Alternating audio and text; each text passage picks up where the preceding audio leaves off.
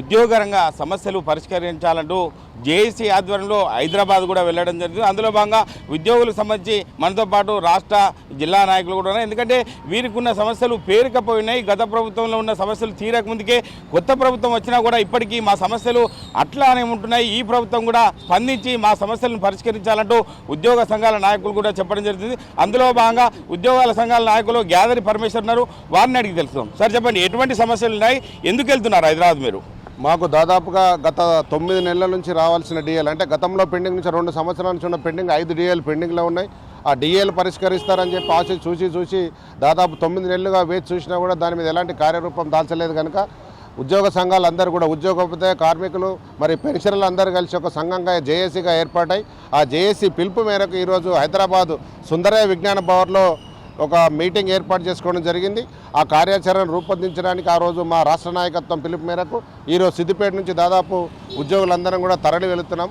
ఆ మీటింగ్లో కూడా రేపు జరగబోయే కార్యక్రమాలకు కార్యాచరణ రూపొందించుకొని తర్వాత రాష్ట్ర సంఘం ఏ పిలుపు అయితే ఇస్తో ఆ పిలుపుకు అనుకూలంగా జిల్లాలో ఉన్న మా ఉద్యోగ ఉపాధ్యాయ కార్మిక పెన్షనర్లు అందరూ కూడా ఐకమత్యంతో ఉండి మా కోరికలు సాధించుకునే దిశగా పయనిస్తున్నాం. మాకు రావాల్సిన 4 డిఏలు అట్లాగే పిఆర్సీ, దాంతోపాటు మరీ ముఖ్యంగా పేరుకుపోయిన పెండింగ్ బిల్లు అయితే విపరీతమైన పెండింగ్ బిల్స్, ఏ బిల్లు అయినా కావచ్చు, అన్ని పెండింగ్లో ఉన్నాయి. ఆ కోరికల సాధన కోసం ఒక కార్యాచరణ నిమిత్తం ఈరోజు హైదరాబాద్ బయలుదేరి వెళ్ళడం జరుగుతుంది. అంటే తెలంగాణ ఉద్యమంలో కీలక పాత్ర పోషించినటువంటి ఉద్యోగస్తులు మరి ఎందుకు ఈ ప్రభుత్వాలు చిన్న చూపు చూస్తున్నాయి అనుకోవచ్చు? అది ఎందుకు చూస్తుందంటే ప్రభుత్వంలో ఉన్న ఆర్థిక పరిస్థితి ఎట్లా ఉందో మనం పూర్తిగా అంచనా వేయలేని స్థితి. అయినా ఏది ఏమైనా మిగతా కార్యక్రమాలకు ప్రభుత్వం దగ్గర డబ్బులు వస్తున్నాయి. ఏ కార్యక్రమం చేసినా కూడా మేము మిగతా వాళ్ళకు వ్యతిరేకం కాదు, అటు రైతులకు కానీ మిగతా ప్రజలకు కానీ వ్యతిరేకం కాదు. కాకపోతే మా ఉద్యోగుల సమస్యలు, మా సమస్యలు మాత్రం తప్పకుండా పరిష్కరించాలి. ఎందుకంటే మేము రాష్ట్ర ప్రజలలో మేము భాగమే, మాకు ఓటు హక్కు ఉంది, మేము ఓట్లేస్తున్నాం, మేము ప్రజలకు సేవ చేస్తున్నాం.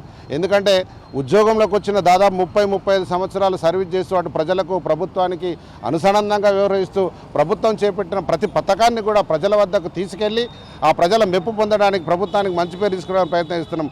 కానీ ఎందుకో తెలియదు కానీ ప్రభుత్వాలు మమ్మల్ని ఉద్యోగులను చిన్నచూపు చూస్తున్నమాట వాస్తవం.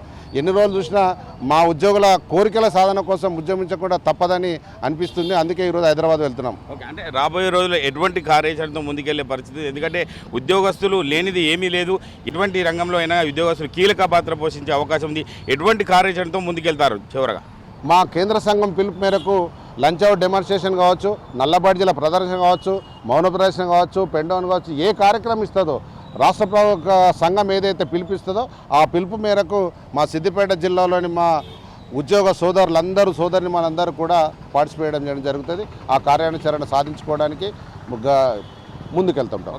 మీరు చెప్పండి, ఒక ఉద్యోగస్తుల పక్షాన రాష్ట్ర ప్రభుత్వానికి ఏం విజ్ఞప్తి చేస్తారు మీరు? మేము చెప్పేది ఒకటే, ఉద్యోగస్తులకు విపరీతమైన సమస్యలు పేరుకుపోయి ఉన్నాయి. ముఖ్యంగా సిపిఎస్ విధానం చాలా ఒక దరిద్రపోటు విధానం. ఎందుకంటే మాకు ఉద్యోగస్తులకు ఉన్నటువంటి ఒక 30-35 సంవత్సరాలు పనిచేసినా కూడా పెన్షన్ రానటువంటి సమస్యలు. ఎందుకంటే సిపిఎస్ విధానం ద్వారా ఈరోజు ఒక 1000 రూపాయలు 2000 రిటైర్డ్ అయిన తర్వాత పెన్షన్ వచ్చే కార్యాచరణ ఉంది. ఖచ్చితంగా కూడా కాంగ్రెస్ మేనిఫెస్టోలో క్లియర్గా పెట్టారు. మేము సిపిఎస్ విధానంపై ఖచ్చితంగా కమిటీ వేస్తాం.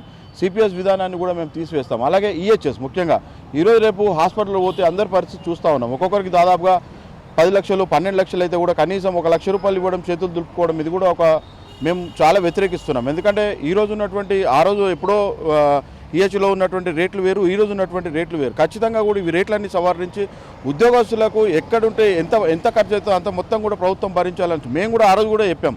1% మా దగ్గర నుంచి తీసుకోండి, ఖచ్చితంగా కూడా ఈహెచ్ఎస్ విధానాన్ని అమలు చేయండి. ఎందుకంటే 50 తర్వాత ఇప్పుడున్న సిచ్యువేషన్లలో 50 ఏళ్ళ తర్వాత చాలామంది వివిధ రకాల కారణాల రోగాలతో బారిన పడతా ఉన్నారు. వాళ్ళందరికీ కూడా ఈరోజు హాస్పిటల్ పోతే మినిమం ఇంతలా కూడా 10 నుంచి 12 లక్షలు అయితే ఉన్నాయి. కానీ ఈరోజు గవర్నమెంట్ కేవలం 1 లక్ష రూపాయలు ఇచ్చి 1 లక్ష వరకే సరిపెట్టుకోమంటే మాత్రం ఆ బిల్లులు కూడా దాదాపుగా మనం సబ్మిషన్ చేసిన సంవత్సరానికి 2 సంవత్సరాలకు రావడం లేదు. సరెండర్ లీవ్లు 2 సంవత్సరాలకు రావడం లేదు. కాంట్రాక్ట్ పెన్షనర్లకు జీతాలు రావడం లేదు. పెన్షనర్ల సమస్యలు కూడా మొత్తం అలాగే పేరుకుపోయాయి. ఎందుకంటే ఓవరాల్గా ఈరోజు పెన్షనర్లు ఇప్పుడు ఈ ఇయర్లో మాత్రం ఈరోజు రిటైర్మెంట్ స్టార్ట్ అయింది. అయితే ఇప్పుడు రిటైర్మెంట్ అయిన వాళ్ళకి ఏ ఒక్కరు కూడా రూపాయి రావడం లేదు, పెన్షన్ కూడా శాంక్షన్ కావడం లేదు. దీని మీద మేము తీవ్రంగా ఖచ్చితంగా కూడా ఈ సమస్యలన్నింటినీ కూడా పరిష్కరించే దిశగా మేము అందరం ఆలోచించాలని ఆశిస్తూ ఉన్నాం. రాష్ట్ర ప్రభుత్వానికి, ఎందుకంటే ఒక రాష్ట్ర ప్రభుత్వం పనిచేయాలంటే ప్రభుత్వ ఉద్యోగులు మెయిన్ ఇంపార్టెంట్.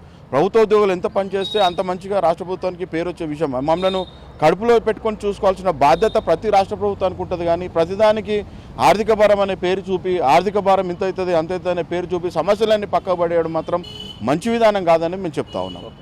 అంటే రాష్ట్ర వ్యాప్తంగా ఉన్నటువంటి ఉద్యోగస్తుల సమస్యలు పేరుకపోయి ఉన్నాయి. ఖచ్చితంగా ఇప్పుడు వచ్చినటువంటి కాంగ్రెస్ ప్రభుత్వం ఇప్పటికైనా దృష్టి పెట్టి మా సమస్యలు పరిష్కరించాలి.